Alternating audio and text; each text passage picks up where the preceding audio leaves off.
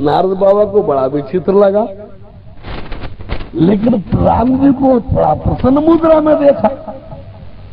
तो नाराजगी में तो शायद वो बोल ही नहीं पाता है, प्रसन्न मुद्रा में देखा।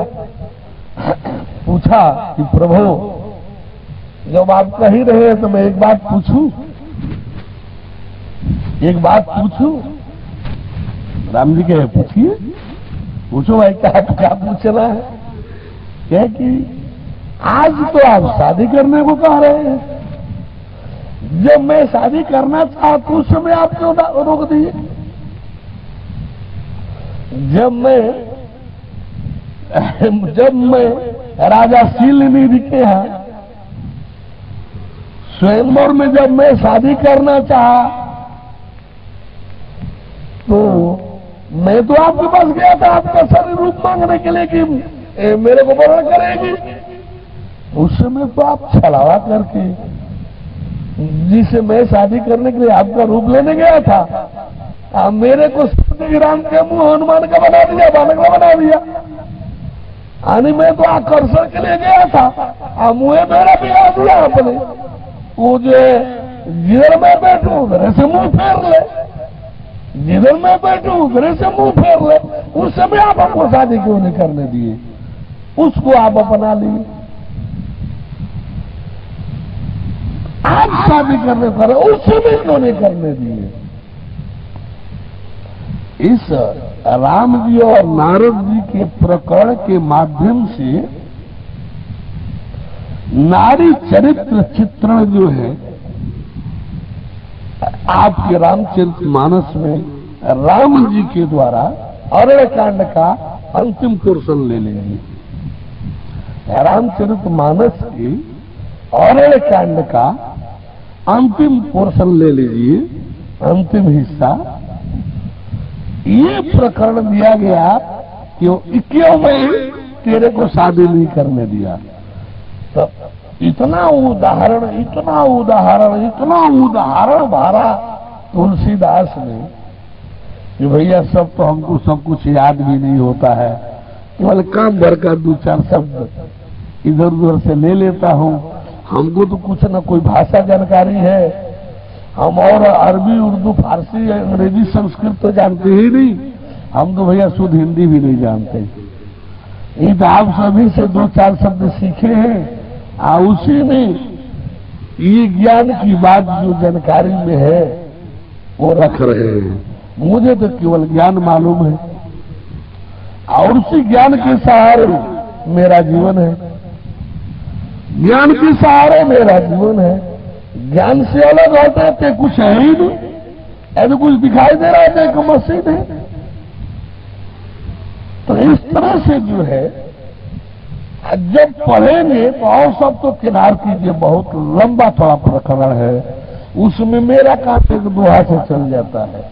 राम जी कहे कि नारद, ये नारी जी लोग फिर कहेंगे, बात आ जाएगा कि ये लोग कहेंगे कि ये हम लोगों के खिलाफ कह रहे हैं, आप पुरुष लोग सब ठीक है, हम लोग स्त्री खाली ऐसी है तो नहीं। इसका जवाब कुछ आप लोगों को दूंगा, इसके इन लोगों का भी कुछ बताऊंगा आप लोगों से। बोले परम प्रभु परमेश्वर की। तो एक दोहा में पर्याप्त समझता हूं, हालांकि बहुत लंबा प्रकरण है, इतना उदाहरण है। ये लोग कितनी घातक कितनी विनाशक हैं। भैया हमसे सुनिएगा तो ये लोग हमसे झगड़ा भी न करने लगे। तो रामचरितमानस जाइएगा, अरे कांड का अंतिम वाला पीछे, एकदम पीछे निकाल लीजिएगा। राम जी का उपदेश को बढ़िया प्रेम से पढ़ लीजिएगा, क्योंकि मुझे यहाँ पूरा प्रकरण कहते नहीं बनेगा। ये लोग झगड़ा करने लगे कि बोले परम प्रभु परमेश्वर की। तो एक दोहा ले लीजिए कि अवगुण मूल शूलप्रद। नारी क्या होती है, स्त्री क्या होती है, ये राम जी बता रहे हैं कि अवगुण मूल शूलप्रद प्रमदा सब दुख खान। राम जी कह रहे हैं कि ये नारी जो है दुनिया में और जो कोई जो कुछ भी है उसकी ये मूल है, मूल यही मूल है जिनसे और दुनिया में फैलता है। असूर जो इनके साथ रहेगा और कुछ मिले या न मिले, सूल तो जरूर मिलेगा। सूल जानते हैं क्या है? यानी पेट की वो अगर बड़ी बीमारी जो चुभन होता है, जो पेट में चुभन होता है और आदमी छटपटाता है, चैन से सो भी नहीं पाता है, खूब छटपटाता है, तो राम जी ने कहा कि अवगुण मूल, अवगुण की मूल पे लोग है सूल प्रभ। पानी देने वाले क्या है? सूल तो जरूर दे दे और कुछ दे या न दे, इनके साथ रहने वाले को सूल जरूर मिलेगा। अवगुण मूल सूल प्रभ, यानी सूल देने वाले। प्रमदा, प्रमादी तो ये इतनी होती है, प्रमादी तो ये इतनी होती है, प्रमादी माने आलसी, बाहर कुछ न सोचना, यदि बातचीत करते रहे तो जाए सब जो हम लोग में ये बैठे रहना ही चाहेगी, बतियाते रहना चाहेगी और इनको कोई मतलब नहीं क्या होगा क्या नहीं होगा, जाए सब कर्तव्य कर्म जो हम लोग में नर्क में। इनसे बात करते रहिए, मीठी मीठी बातें करते रहिए, तो इनको इससे मतलब नहीं है कि और कुछ क्या हो रहा है। प्रमाद इतना बड़ा माने आलसी होती है कि भय न हो तो खाने सोने के सिवाय और प्रेम वार्ता के सिवाय कुछ करबे न करे। यदि भय न हो तो खाना सोना और कुछ प्रेम भरी बात करने में इतनी डूब जाए कि इनको और देश दुनिया से कोई मतलब नहीं। तो प्रमादी और इतना इतना कह आए थे राम जी कि अब समेट दिए कि सब दुख खान। ये गिनती नहीं गिनाना है कि ऐसा दुख है, ऐसा दुख है, ऐसा दुख है, ऐसा दुख है, ऐसा दुख। गिनती नहीं गिनाना है, कितना गिनाएंगे, कुछ न कुछ तो छूट ही जाएगा। एक ही वाक्य में समेट दिए राम जी की सब दुख खान। ऐसा कोई भी दुख नहीं है जिसकी एक खान, खान माने भंडार न हो। सभी दुखों की ये खान है, भंडार है। नारद, अरे मेरे आदि शक्ति सीता को देखो, मेरी गति देखो परम ब्रह्म परमेश्वर जी की, इनसे जुड़ने की, कि सब कोई बात नहीं, कोई कमी नहीं, आदि शक्ति की है, सब जी है, लेकिन सोने का मृग छाला चाहिए इनको। और मृग छाला यार क्या तड़पन दिया, क्या तड़पन दिया नारद को। तुम मेरे से तो सीखो कि जब मेरी ये गति है तो तेरी क्या गति होती। जब मेरी ये गति है तो तेरी क्या होती। ताते किन निवारण, ऐ नारद मैं इन सभी अवगुण की मूल, सूल देने वाले, प्रमादी, सभी दुखों की खान ये जानता था कि ये ऐसी है, इसलिए तू मेरा भक्त था। तो तेरी इनसे रक्षा के लिए मैंने तेरा शादी नहीं करने दिया। इनसे रक्षा के लिए मैंने तेरा शादी नहीं करने दिया था। आज देख मेरी गति, आज तो मैं इसलिए जा रहा हूं शादी करने के लिए कि तुम मेरी गति देख शादी की, मेरी गति देख शादी की, कि मेरी क्या दशा है कि हे खर मृग है मधुकर श्रेणी, तुम देखी सीता मृग में दी। तो इस तरह से आने भगवान अपने भक्तों की रक्षा में लगते हैं, रहते हैं। भगवान भक्त का जो है माता पिता होता है, संरक्षक होता है। अपने भक्त को ऐसा नहीं होने देगा जिसमें उसका नाश हो, जिसमें उसका नाश हो। अब गौर करें, आखिर आप कितना बड़ा उदाहरण है।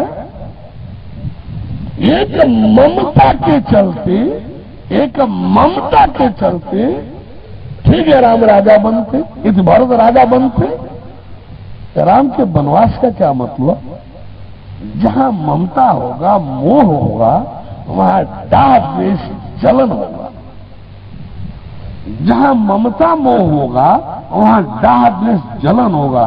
राम जी का वनवास यह सोच कर दिया कि 14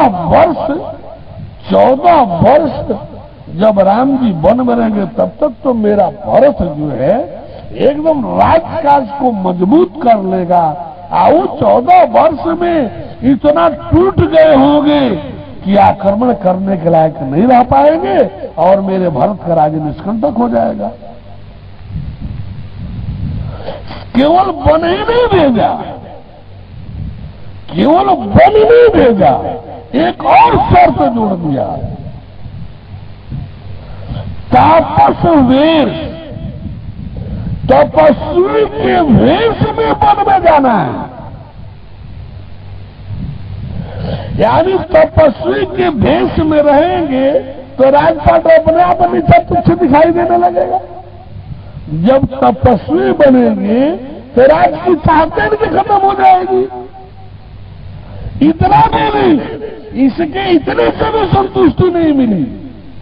तपस्वी के भेष में जाइए, इतने भाव से भी संतुष्टि नहीं मिली।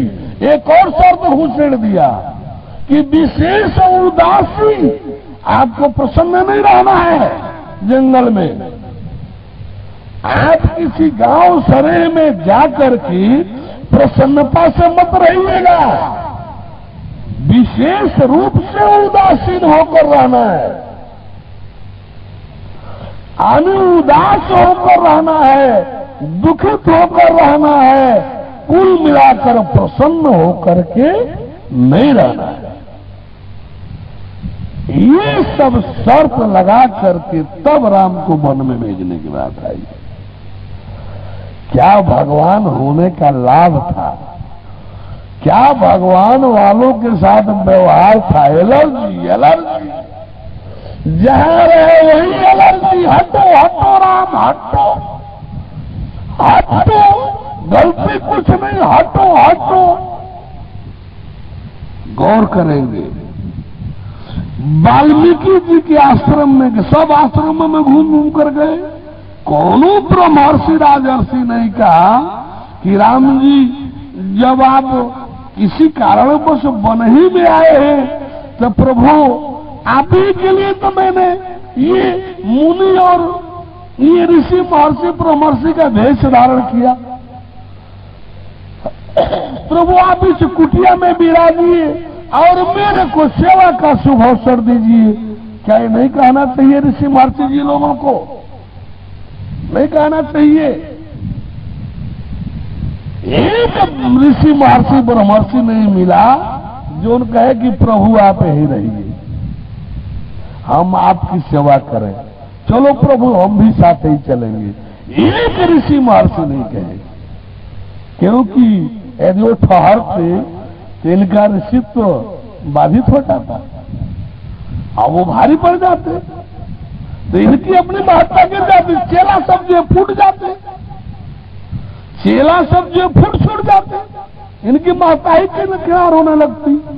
तो मेरा चेला फूटने भड़कने न पावे इसलिए ही रहने ही न पावे। वाल्मीकि जी के हाथ इन्होंने खुलकर कहा कि मैं कुछ समय यहां रहना चाहता हूं। वाल्मीकि जी के यहां कौन थे वाल्मीकि जी? वो आभास कर रहे थे, वो कुछ पहचान नहीं रहे थे राम को। वो आभास कर रहे थे, कुछ पहचान भी रहे थे राम को।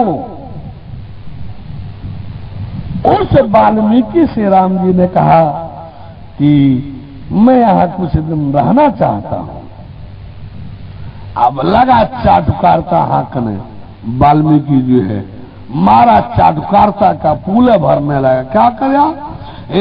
भक्त के हृदय में रहो, दाता के हृदय में रहो, सेवकों के हृदय में रहो, जो नाम तेरा गाता उसके हृदय में रहा। मार एक काफी लंबा चौड़ा चाटुकारिता की फरिश्त तैयार कर दिया वाल्मीकि ने। राम जी को दोबारा कहना पड़ा कि वो तो ठीक है सब, लेकिन हम लोग रहना चाहते हैं, हम लोग रहना चाहते हैं। फिर क्या कहा? वाल्मीकि पहचानता था उनको, वाल्मीकि पहचानता था राम को कि जग पे खन तुम देख निहारे, विधि हरि शंभु न चावन हारे। जग पे खन तुम देख निहारे, विधि हरि शंभु न चावन हारे।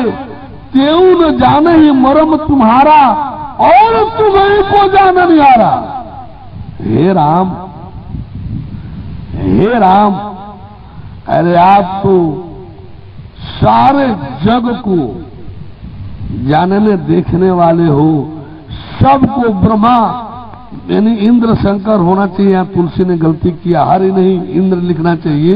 व्यास ने ऐसी गलती नहीं किया है। जहां भी नाम लेना है इंद्र नाम लिया है। अज शक्र शंकरादेहि, ब्रह्मा इंद्र शंकर आदि देखिए इस श्लोक में। लेकिन तुलसी अब उसी एक डंडा हाँकते चले जाते थे। विष्णु के माध्यम से जब से अवतार हो गया, तब से विष्णु का दैवत्व रोल किनार हो गया और उस रोल पर इंद्र क्रियाशील हो गए, क्योंकि इंद्र उनके असिस्टेंट थे। जब कोई अधिकारी प्रमोशन पाता है या कहीं जाता है, तो उस रोल को उनका जो असिस्टेंट होता है वो उस रोल को डील करता है। परमेश्वर की, परम प्रभु परमेश्वर की। तो वाल्मीकि पहचानते थे, वाल्मीकि पहचानते थे। फिर भी क्या जवाब दिया? क्या जवाब दिया कि राम चित्रकूट बगल में है, चित्रकूट बड़ा मंदाकिनी नदी है वहां, अनुसुईया यानी अनुसुईया आश्रम है वहां। अरे मूढ़ कहीं की, ये बहुत अच्छा है जगह चित्रकूट, बहुत अच्छा था। तो तेरे को मनाही था कि तू यहां बैठा था, उस अच्छा में अपने जाकर क्यों नहीं बसा था? यदि कोई पूछता कि वाल्मीकि यदि वो बहुत अच्छा था, चित्रकूट हर प्रकार से अच्छा ही था, तो अपने क्यों यहां खराब जगह पर बसे हो? अपने क्यों नहीं हुए अच्छा में चले गए?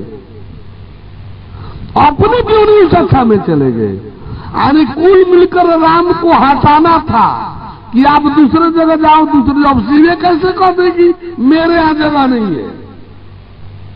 सीधे कैसे कह देगी मेरे यहां रहोगे तो मेरे चेला जो है भड़क जाएंगे? सीधे कह नहीं सकते थे, सीधे कह नहीं सकते थे, क्योंकि पहचान रहे थे कि इस सारे ब्रह्मांड का मालिक परम ब्रह्म परमेश्वर है।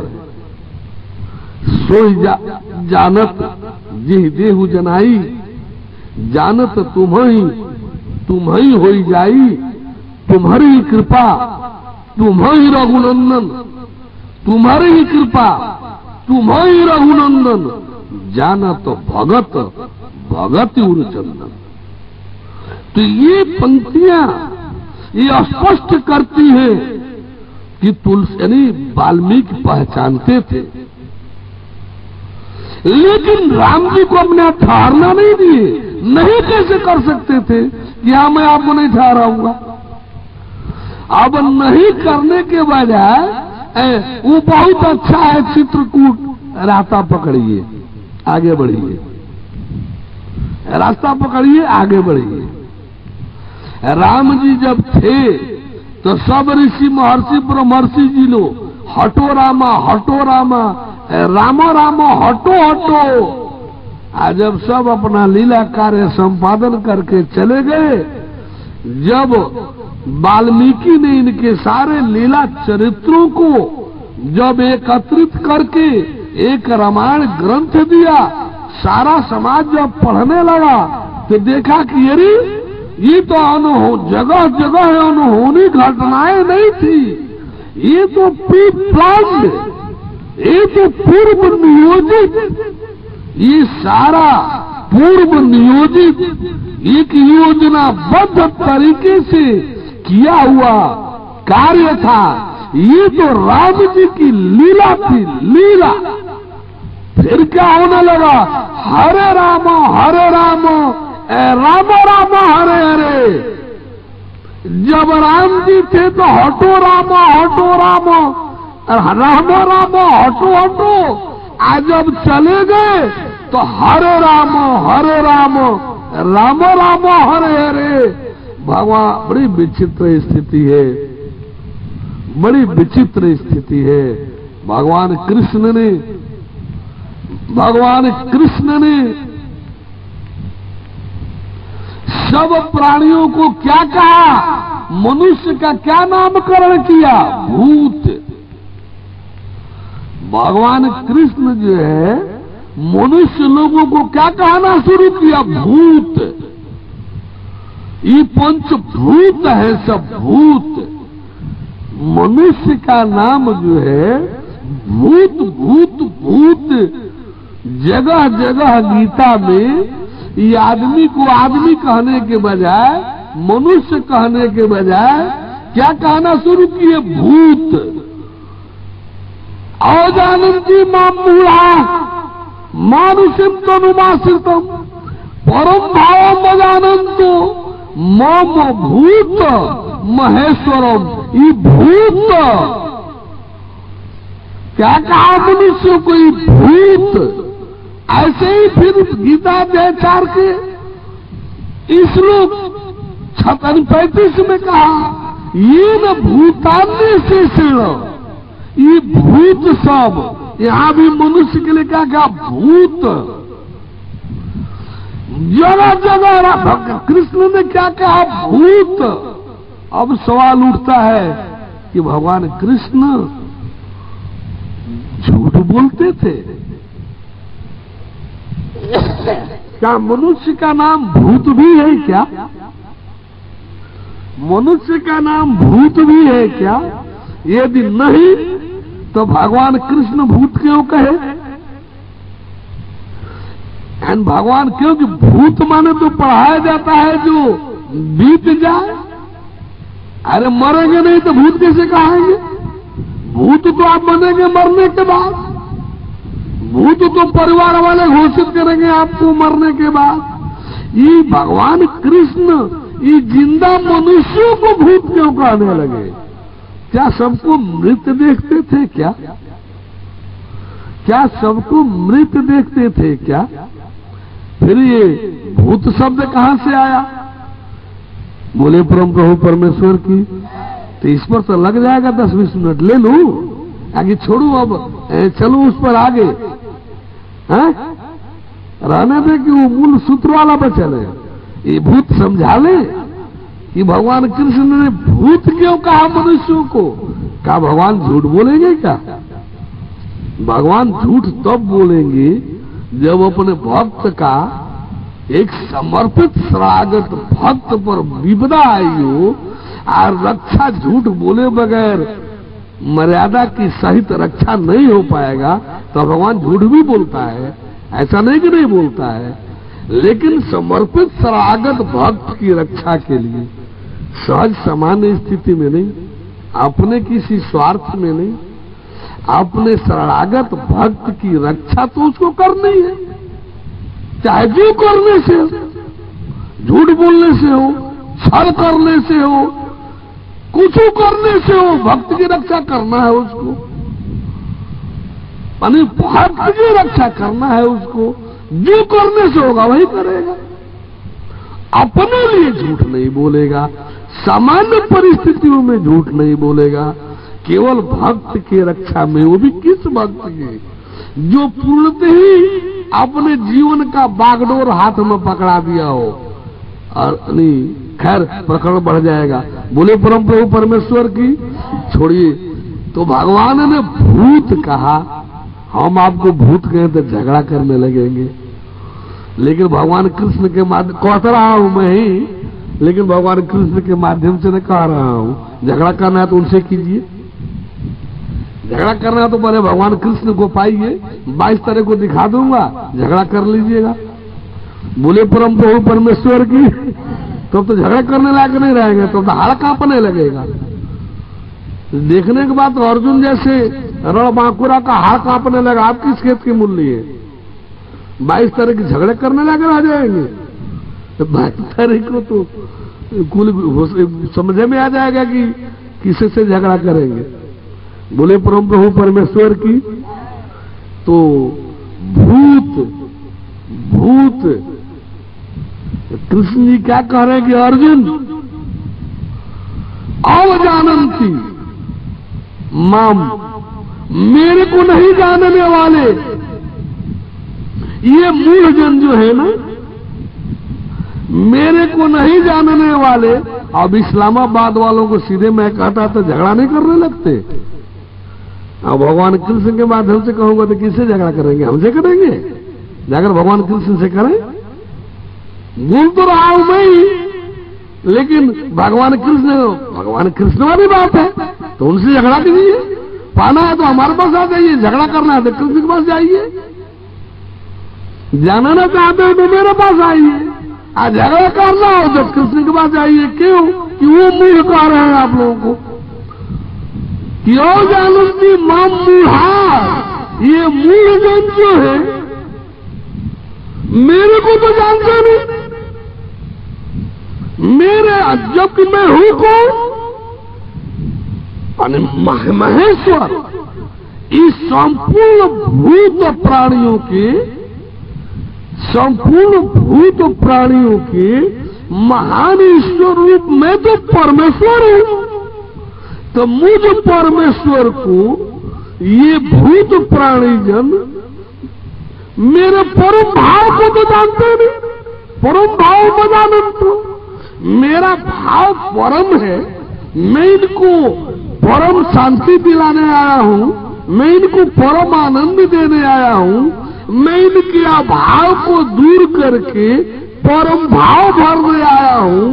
इनको परम शांति, परम आनंद, परम मति, परम गति, परम पद, परम परम परम देने आया हूं। तो ये भूत सब मेरे परम भाव को तो जानते नहीं। ये भूत सब मुझ परमेश्वर के परम भाव को तो जानते नहीं। अमानुषिकम, मनुष्य के शरीर में आने के नाते एक साधारण मनुष्य समझते हैं, एक साधारण मनुष्य समझते हैं। ये कौन कहा? भगवान कृष्ण कि मुझ परमेश्वर के परम भाव को जानना नहीं चाहते। मेरे को नहीं जानने के चलते ये मूढ़ सब मनुष्य के शरीर में आने के नाते एक साधारण मनुष्य समझते हैं। ऐसा क्यों हो गया? क्यों लोग सामान्य मनुष्य समझने लगे? तो अगले श्लोक में और स्पष्ट कर रहे हैं। ये मूढ़ शब्द जो है, ये भूत शब्द जो है, इसलिए मेरे परम भाव को नहीं जान पा रहे हैं, इसलिए नहीं जान पा रहे कि मूढ़ है, भूत है, मूढ़ आशा, व्यर्थ की आशा में लगे हैं। धन, रोटी, कपड़ा, मकान, ये झूठ भरे पाप कुकर्म करने में व्यस्त है। इस सत्संग में उनको फुर्सत कैसे मिले? वो तो पाप कुकर्म करके पैसा चाहिए उनको। तो व्यर्थ की आशा, मूढ़ आशा, मूढ़ कर्माणु, व्यर्थ की आशा, व्यर्थ के कर्म, व्यर्थ की आशा, व्यर्थ के कर्म में लिप्त है। मोघ ज्ञान ये चेतसा, व्यर्थ के ज्ञान को व्यर्थ का सब मान लिया। ही मेरे माता जी, मेरे पिताजी, मेरे प्राण प्रियतम जी, मेरे प्राण प्रिया जी, मेरे पुत्र जी, क्या इस गोदी में पलने वाला पुत्र जी से भी विनाशक किसी का कोई धरती पर है क्या? ये तो सबसे बड़ा विनाशक है। जिसको गोदी में पाला जा रहा है, भगवान भी नहीं चाहिए, पुत्र चाहिए। पहचान में आया कि इस धरती का सबसे बड़ा शत्रु यदि आपका कोई है, कि गोदी वाला पुत्र जी है। प्रभु की है ये वाणी, परम प्रभु की है ये वाणी। जल्दी ही सतयुग आएगा, सत्पुरुषों का राज बनेगा, पापी नहीं बच पाएगा।